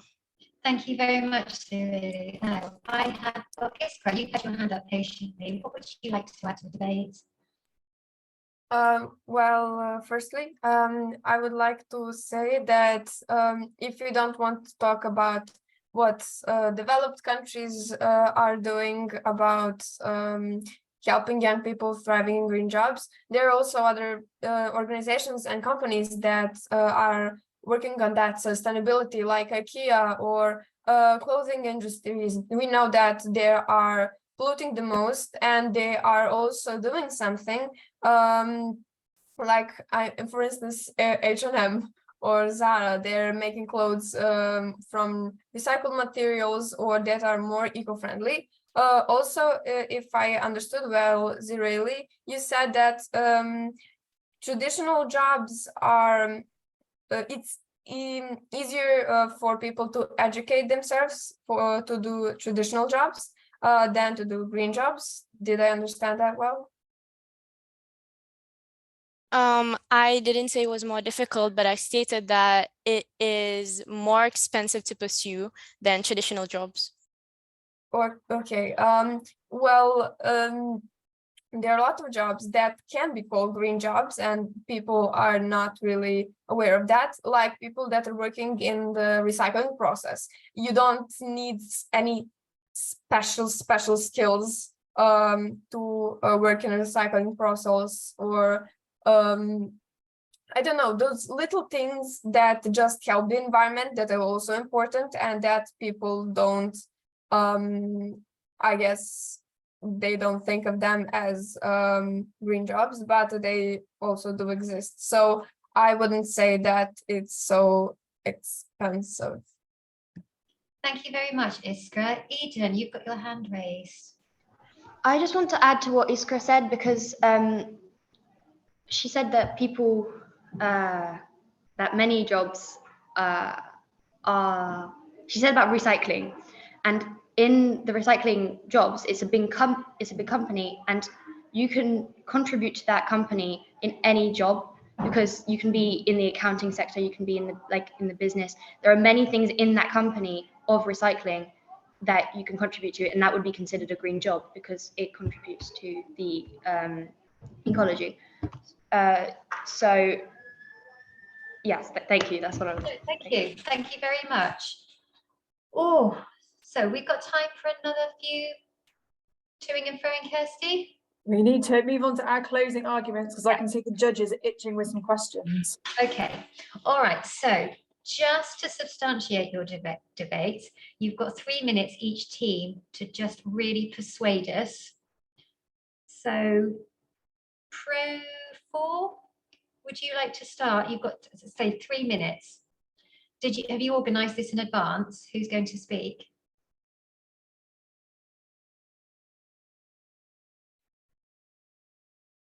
Varesh, would you like to start? Yes, I guess I could. Go for it. Yes, of course. So in conclusion, we believe that not enough is being done to help young people thriving green jobs because the salaries are still not as attractive as the oil and gas industry. I don't think my colleagues mentioned, but their career opportunities are also not as numerous throughout the world because oil and gas are just a lot more common as skill resources. So maybe you just don't have as many career opportunities. People are apparently not aware enough about the environmental issues, and the number of environmental or at least partially green jobs, even in the developed world, is still lacking and not sufficient to transform some of the largest economies of the world to greener ones. Thank you very much, Varesh. And I saw Karim, you had your hand up as well. Would you like to help your team member there? Yeah. So I'd like to respond to Iskra. She mentioned that Zara and H&M, they introduced some policies regarding completely like green-made clothes. I think we can all agree that while these policies are somewhat effective, they are still producing lots of clothes that are made from that contributes to like carbon emissions. So it's not really that effective in my opinion. Okay, thank you. Zireli, how would you like to help your team? So this is your argument. You're trying to persuade the judges. Okay, so while it may be true that the number of green jobs have increased over the years, compared to other jobs, green jobs only amount to measly 10% compared to the jobs which have no involvement in green tasks, which is approximately 90%. This serves as proof that not enough is being done to support the green job industry and that we need to take more steps in order to ensure the safety of our planet. Thank you. Very much. Thank you very much, Zireli. So, Pro Team, you are done. I hope you have persuaded the judges. Now, Con Team, Iskra, you are there just in my eyesight. So would you like to start your argument off then? Remember, you probably get 1 or 2 minutes. Okay, so about salaries again, it's not all about oil and fuel and jobs that are directly polluting. I mean, they're teachers, they're lawyers, they're people who do jobs that also maybe are not as paid or paid good and well, and they're still doing their jobs. So I wouldn't say that there is so much jobs that pollute. And of course, again, it is important to do things you love. And I mean, teachers, for example, in my country, and I'm sure in a lot of other countries, aren't paid enough, even though they have a huge role in our lives. They still do it because that is what they like doing. And of course, we as young people, as future generation that is going to take care of this planet, we have to do things that are well for it, and we are doing it. And green jobs is just one of so many things that we are doing for the well-being of all of us. Thank you very much. And Theodora, very quickly, would you like to add? So yeah, I'd just like to add a couple of things on organizations that are pretty big and support young people and fund their small businesses. Programs are offered and with hands-on experience and mentorship and training opportunities to young people interested in pursuing careers in renewable energy, sustainable agriculture, energy efficiency, and other green sectors. Our team COM4 researched some examples of internship offered by Google, Microsoft, Amazon, Tesla, Siemens, IBM, and Greenpeace, which are pretty big companies and are, I suppose, and I know, very well paid, especially Google, Microsoft, and Amazon. Lots of interns and startup focused on green innovation and sustainability have been established to support young people, entrepreneurs, and startups in the green sector. These programs offer memberships and fundings to help young people launch their own smaller businesses that are fully sustainable.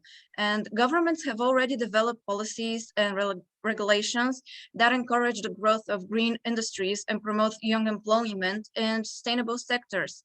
So I think young people that don't want to find exactly a sustainable job or just can't find a well-paid one can always start their own small business that will be supported and will be kept sustainable at the same time.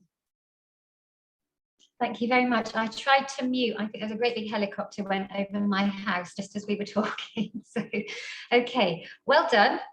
Now I'm going to hand it over to the judges. So I'm hoping you've prepared your questions. I think we've probably got time for a question from every judge, if possible. Probably not answers from everybody on the panel. I go first then, Anita. So you're all experts on green jobs now. Fantastic. You've done a lot of work looking at the market in green jobs. I'd like you to look forward 10 years when you're all leaving university with your PhD in green things. What do you think in that time would be the most exciting green jobs for you to be working in? Anybody can answer. Thank you, Barry. I think honestly, like anything with science is just fascinating because not only do you get to discover new things, but you get to give hope back to the people. I mean, our generation is worried. We have such a big weight on us. We know the world is ending and it all seems so apocalyptic. And I think if we can have more environmental scientists that can just bring back hope to the people and say, we can do things, we can stop this crisis. Well, not stop it, but prevent it from becoming worse.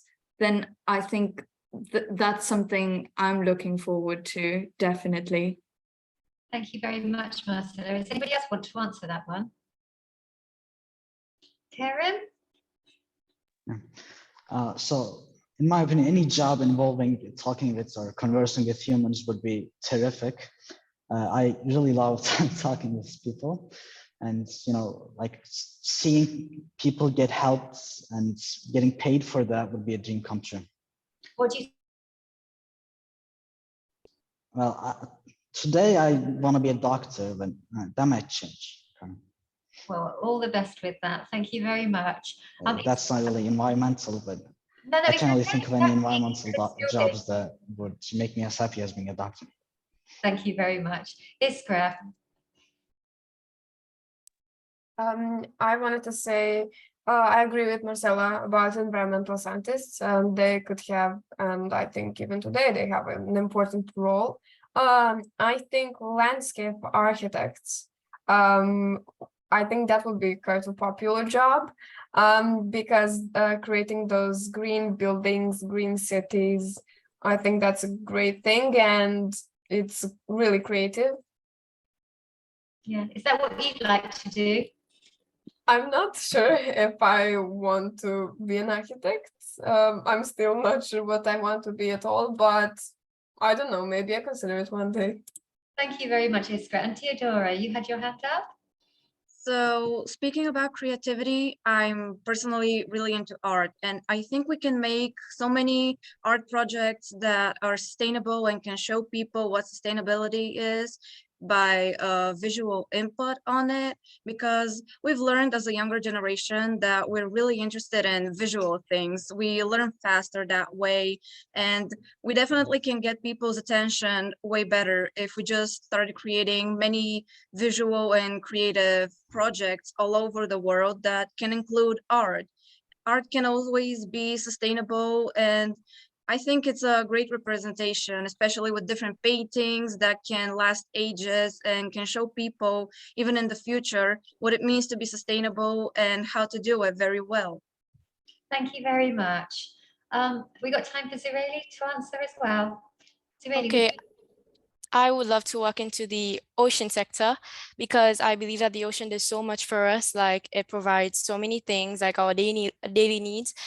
And I believe that we like the next generation should work harder to conserve its content, because our next generation will need the sea. And I think it's really important, like it's the most important aspect in the environmental sector. And I think it'd be a great job to work in it, to like be for example, a marine biologist, discover new things. Like we could discover new medicines, a cure for cancer.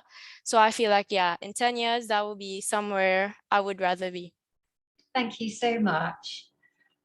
Judges, anybody else got a question? No pressure.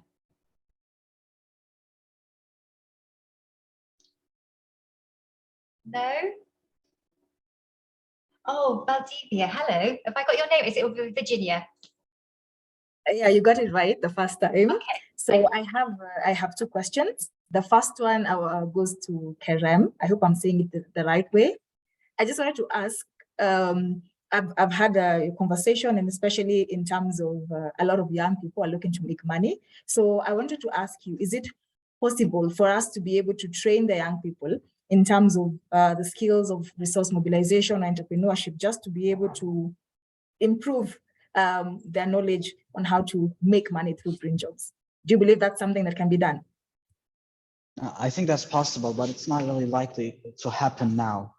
I mean, lots of the world's build up to in the last 100 years is to like make money through carbonization and things like that. It's gonna take a long years to reduce that and increase what you just said. But considering the fact that we have skills that you can learn online, do you believe that despite the advancement in terms of technology, we still have a long way to go in impacting skills? Yeah, of course. Okay, thank you for that. And then to the CON group, what are some aspects or some of the things that have been implemented in your country to be able to promote inclusivity of vulnerable groups in the green job sector? Just one each.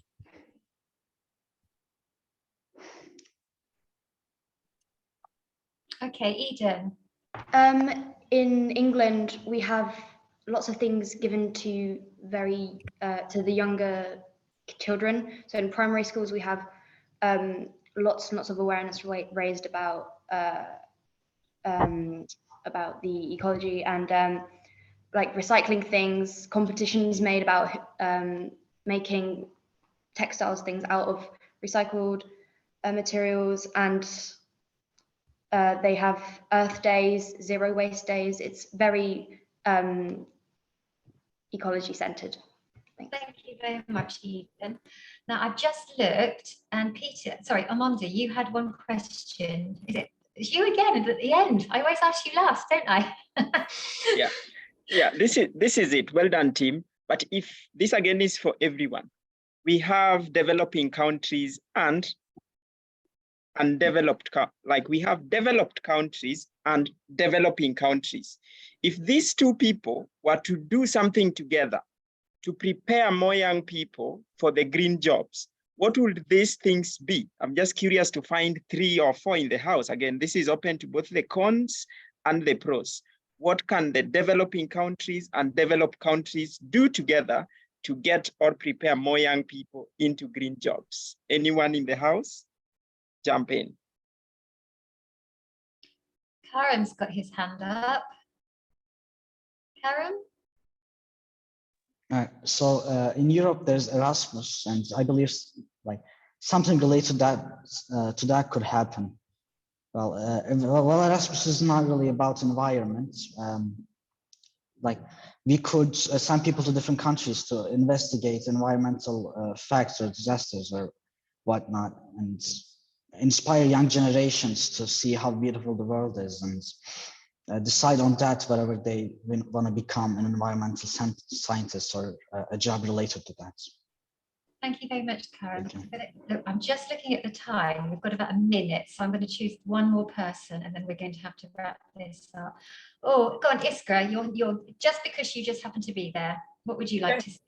I think it would be a good idea if we have professionals, that few professionals go to every country of the world professionals that are educated about green jobs, and it would be a good idea that they teach children, kids, youth about their green jobs, so they get a bit more involved in what green jobs are and what they can do.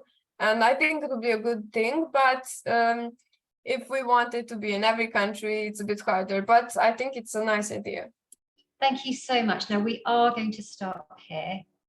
So can I just thank you all so much for your hard work and such good debating and good presentations and your arguments. And it's given me an awful lot to think about. I don't know about you guys, judges.